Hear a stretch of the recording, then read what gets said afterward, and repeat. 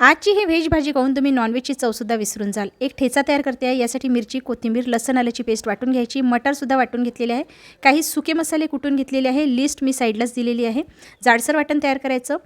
2 cup बेसनमध्ये अर्धा चमचा हळद, कसुरी मेथी, लसूण आल्याची पेस्ट, मीठ, वाटलेला मसाला, तिखट घालायचं आहे आणि तूप घालून याचा आपल्याला एक कडक गोळा मळून घ्यायचा आहे। गोळा तयार झाल्यानंतर एका पेन्सिलला या पद्धतीने याला कोट करायचं। 15 ते 20 मिनिट मंद आचेवर वाफवून घ्यायचं आहे।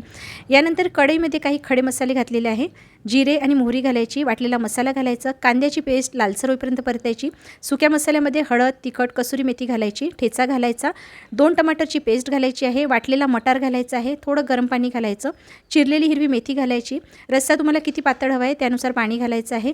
जे रोल्स वाफवून घेतलेले होते त्याला कट करून शॅलो फ्राय करायचं आणि रस्स्यामध्ये सोडायचं आहे। 5 ते 10 मिनिट शिजवून घ्यायचं। वरून गरम मसाला आणि कुटलेला मसाला घालायचा। रेसिपी कशी वाटली कमेंट नक्की करा। आवडली असेल तर लाईक करून सबस्क्राईब नक्की करा।